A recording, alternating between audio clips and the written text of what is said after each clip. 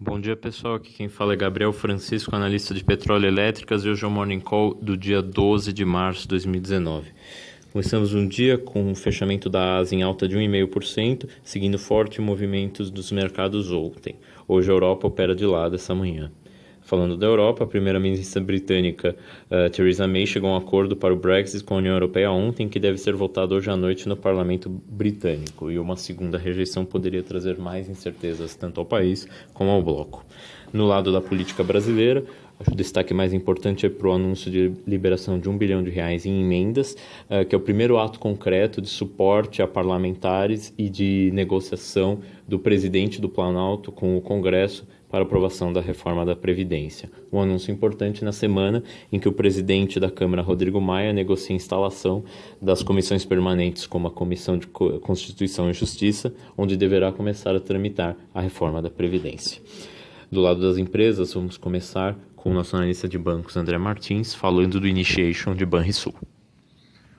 Pessoal, bom dia. André aqui. A gente publicou um relatório ontem de início de cobertura no Banrisul, tá? Recomendação de compra, preço-alvo de R$ 34 por ação. Basicamente, a gente vê um potencial de expansão de lucro bem interessante para o Banrisul para os próximos 2 anos, até acima dos seus pares privados e do Banco do Brasil, que é o seu par público. A gente acha que essa perspectiva não está refletida no preço das ações, principalmente pelo trabalho que o banco fez nos últimos 2 anos, principalmente de reorganização da sua estrutura de capital, do seu balanço e principalmente da melhora das métricas de qualidade de ativos e inadimplência. Então a gente tem a análise completa no relatório que foi enviado para vocês. Caso não tenham recebido, podem pedir para a área de research, mas então iniciamos com recomendação de compra a nossa cobertura nas ações do Banrisul.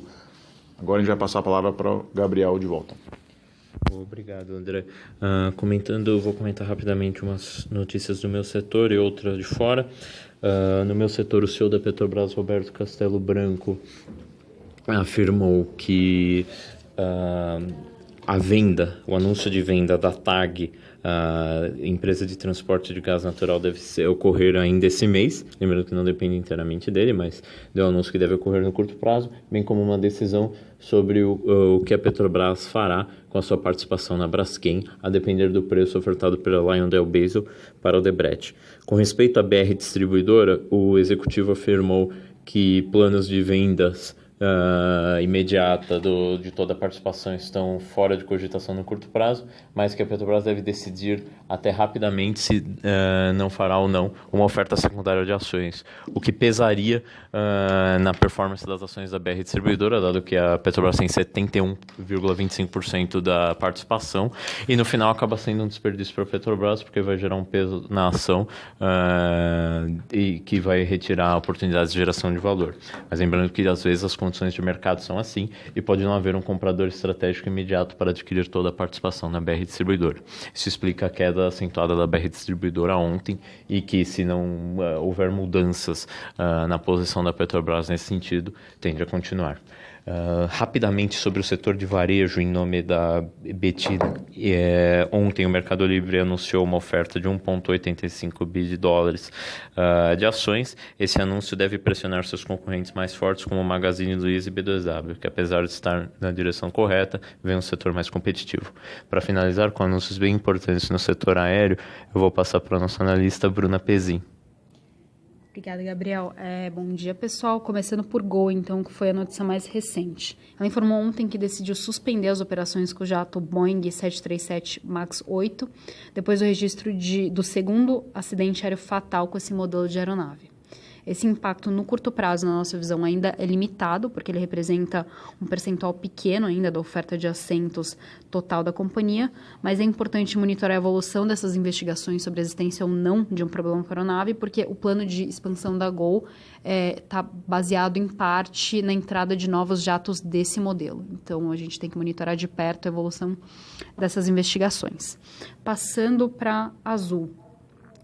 Embora isso tenha acontecido ontem, né, ela anunciou um acordo não vinculante para comprar uma parte dos ativos da Avianca, entre eles 7 pares de slots, que são direitos de decolagem e pouso nos principais aeroportos, né, nos aeroportos mais concorridos, e também a aquisição de 30 jatos.